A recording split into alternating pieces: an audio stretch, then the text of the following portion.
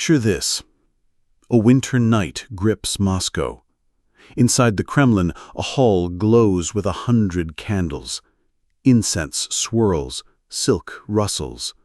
A dozen young women stand in a line, posture perfect, eyes lowered, breath held. At the far end, a heavy chair like a small throne. Upon it, Ivan IV, Tsar, conqueror, a man who believes God himself has set him apart. A steward steps forward. A name is spoken. A girl takes one careful step, then another. She has been told how to stand, how to walk, how to smile without showing fear. She has been told nothing about mercy. Ivan does not rise. He watches. A tilt of the head, a sign to circle, a question about her father, her village, her health. Another name, another girl. The ritual is cold, precise, relentless, an inspection disguised as destiny. Outside these walls, chroniclers will later call it tradition. Inside, it feels like a trial. Because this is not a love story, this is a test designed by a ruler who feared betrayal, worshipped control, and dressed both in the language of marriage. History remembers him as Ivan the Terrible, brilliant, devout, merciless. It remembers his wars, his oprichnina, his savage rages. But tucked between battles and decrees lies a quieter performance with consequences just as brutal. The way he chose a wife. Not a courtship, but a ritual.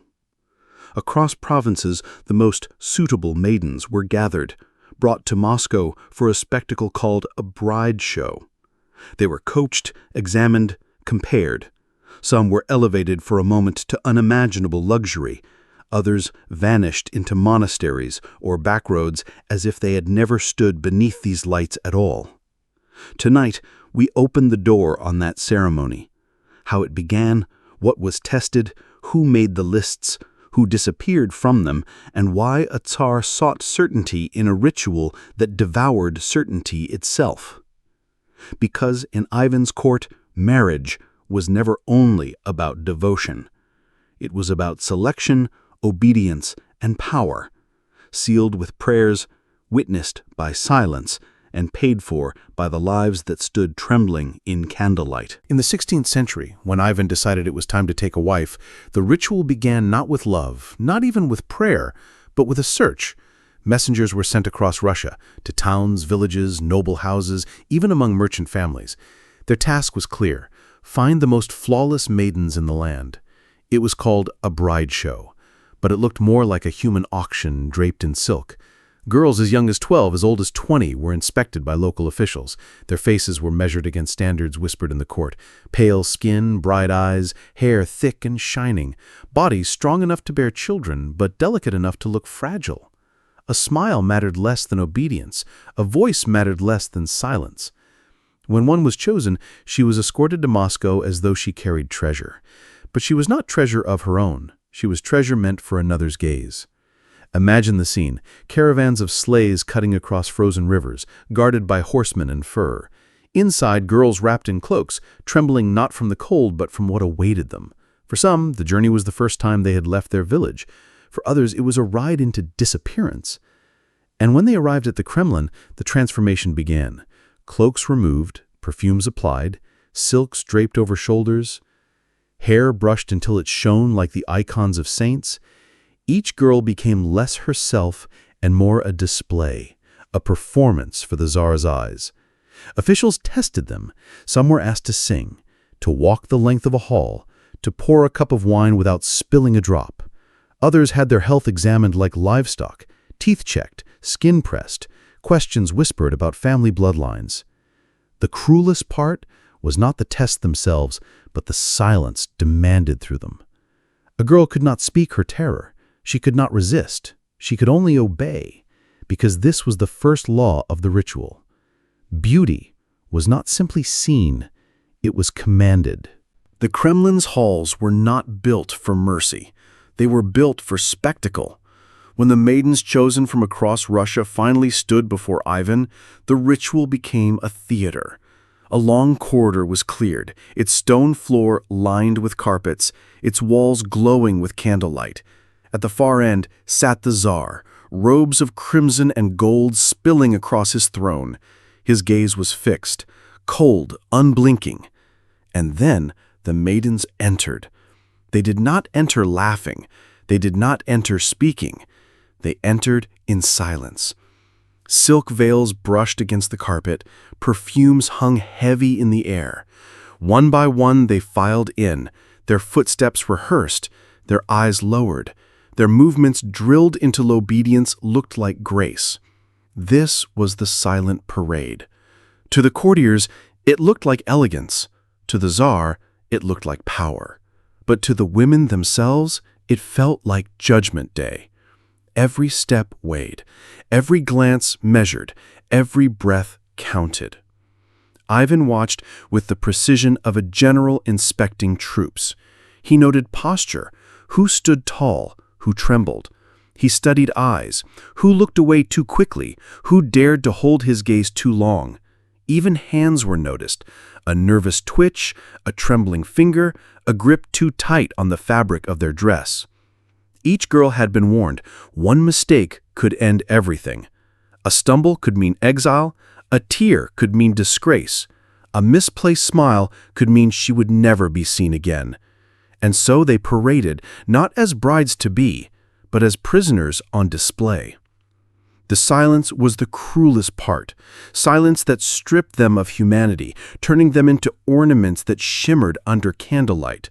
Silence that turned girls into objects, into symbols, into reflections of someone else's power. When the last girl had passed, the chamber did not erupt in applause. It ended as it began, in silence. The Tsar leaned back. He had seen what he needed. For some, it meant another day in silk. For others, it meant they were already forgotten. Because in Ivan's court, beauty was never enough. Obedience had to be beautiful too. The silent parade was only the beginning. To stand before the Tsar was not enough. To be looked at was not enough. The ritual demanded proof, not of love, not of virtue, but of control. And so came the tests. They were not written in books. No scribe recorded them honestly, but whispers survived, carried through servants, attendants, and those who watched from shadows. The first test seemed harmless. A girl was told to walk the length of the hall, her silks brushing against the floor. Another was given a goblet of wine to pour without spilling. Another was asked to sing a hymn, her trembling voice echoing against the stone walls. But beneath these gestures lay humiliation. For each test was not about skill. It was about obedience under fear. Ivan watched like a hawk.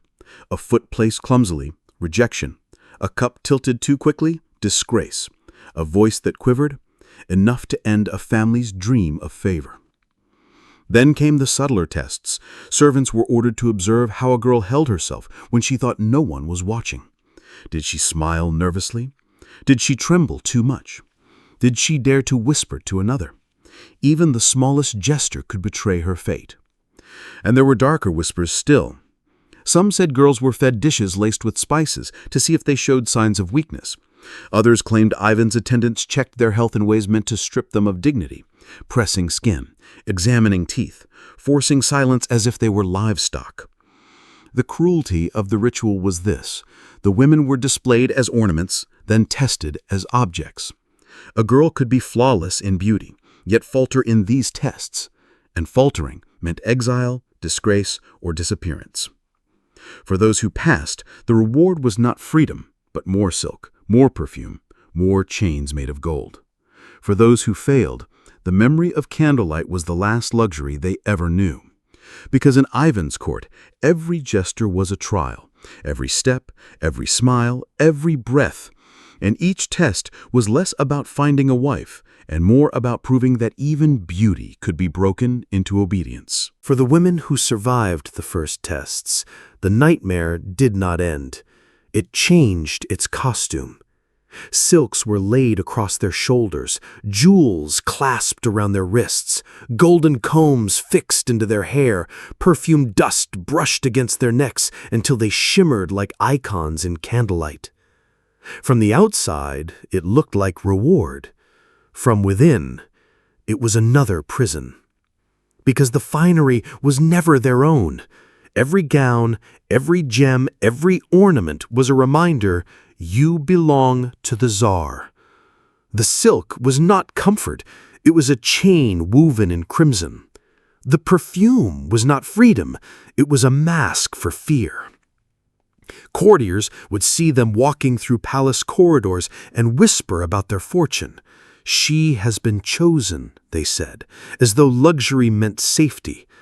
But the women themselves knew the truth. They were not free brides. They were gilded captives. The rituals of luxury grew darker still. Some girls were paraded before ambassadors, dressed in such splendor that they looked like living jewels. Their task was to smile, to stand, to embody the empire's wealth. And yet behind those smiles, their silence screamed. Others were dressed and then locked away in inner chambers, hidden like treasures too precious to be touched by ordinary eyes. In those chambers, candlelight gleamed on gold, silk, and trembling hands. Here, power did not feel like protection. It felt like possession. And Ivan watched it all with satisfaction. He saw beauty clothed in jewels, obedience hidden under perfume, fear draped in silk. And he believed it was loyalty. But loyalty bought by terror is fragile. And the women, forced to wear their own captivity like a crown, carried a truth the Tsar never understood. Luxury can disguise chains, but it cannot erase them. In Ivan's court, beauty wrapped in silk was never safe. The same jewels that marked favor one night could vanish by morning, and the same smile that pleased the Tsar could, with the smallest slip, become a curse. For the women chosen to stand before him, defiance was not measured in open rebellion. It was measured in details so small that only fear could magnify them. A glance held too long, a word spoken out of turn, a step not perfectly graceful. Each became an act of disobedience, and the punishment was merciless. Some girls were quietly dismissed, their silks stripped away, their names erased from the lists, sent back to their families in disgrace. Others were not allowed that mercy. They vanished into monasteries or remote estates, buried alive in silence, never to be spoken of again. There were darker fates still. Whispers told of those who displeased Ivan being beaten, exiled, or simply disappearing into the shadows of the Kremlin, their beauty remembered only as a warning to others. Even small mistakes could invite cruelty. A trembling hand spilling wine might mean days locked in cold chambers. A faint laugh at the wrong moment could mean exile. To be chosen was dangerous, but to falter after being chosen was fatal. And yet, some still resisted, in ways the chronicles barely mention. A lowered gaze that refused to shine with forced joy, a smile withheld even when demanded. These were acts of courage so subtle they might seem invisible. But in Ivan's hall, even silence could be defiance. The women knew this. To serve the Tsar was to live on the edge of favor and ruin. And the cruelest truth of all was this: Ivan's power was not just measured by who obeyed him, but by how quickly he could destroy those who did not. For Ivan, the bride shows were never simply about marriage. They were about power. Each ritual, each parade, each test was less a search for love and more a mirror in which he saw his own control. The women were not wives in waiting. They were symbols. Their silence confirmed his authority. Their obedience disguised his fears. Their trembling beauty fed his hunger for domination. Ivan's obsession was not with love, it was with certainty. a certainty that the world would obey him, that even the most fragile girl could be bent into submission, that loyalty could be forced and then dressed in silk. But obsession corrodes. It consumes the one who feeds it. Whispers tell us that Ivan grew paranoid, convinced that even the women chosen for him carried betrayal in their eyes. Some he dismissed for the smallest reasons, a faint cough, a moment of hesitation, an unlucky omen whispered by priests. Others he punished cruelly, as though their failure to please him was rebellion against the throne itself. And yet he kept summoning more. From every province, from every noble family, maidens were gathered again and again. Each time the ritual promised comfort. Each time it delivered only fear. In this endless cycle, Ivan revealed more about himself than about the women. The ritual showed a man who craved control but feared weakness, who demanded loyalty but trusted no one, who mistook trembling obedience for devotion. And the cruel irony is this: the very ritual meant to secure his dynasty only revealed his fragility. A ruler who must test loyalty with silks and chains has already confessed that he cannot find it in truth. History remembers him as the terrible. But perhaps the darkest truth is that Ivan's terror was not only for his people, it was inside himself. Because in those candlelit halls, the rituals were not just trials for women. They were mirrors for a Tsar who could never escape his own reflection. The palaces of Moscow were built to look eternal. Stone walls, golden domes, halls lit with hundreds of candles, all meant to show that Ivan's power could never be broken. But illusions always crack, and when they do, they collapse with whispers louder than any war. Good in silks were not only ornaments, they were witnesses. They saw the Tsar's paranoia, they felt his fear, they carried his secrets in their silence.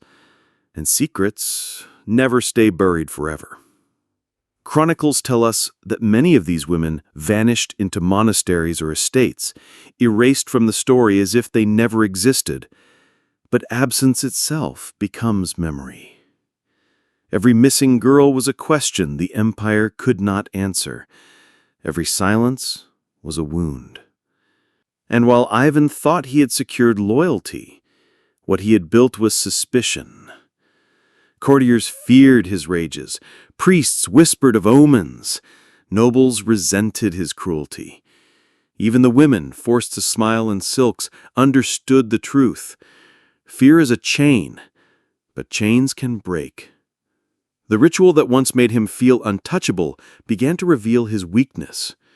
A ruler who tests beauty like livestock, who demands devotion like performance, has already confessed that he cannot rule hearts, only bodies. And bodies break. When Ivan's dynasty faltered, when chaos returned to Moscow after his death, the palaces stood as empty shells. The candles were gone. The silks were gone. The veils and jewels and trembling performances had vanished. What remained were walls heavy with silence, the silence of all the women who had once been displayed, tested, and forgotten. History calls him Ivan the Terrible. But the terrible truth is this: no ritual, no parade, no chain of silk or gold could protect his empire from collapse. Because power built on fear is not power at all. It is only an illusion waiting to shatter. And when it shatters, what remains is not glory, but the echoes of trembling footsteps, the whispers of silenced voices, and the haunting reminder that even the mightiest thrones rest on fragile shadows.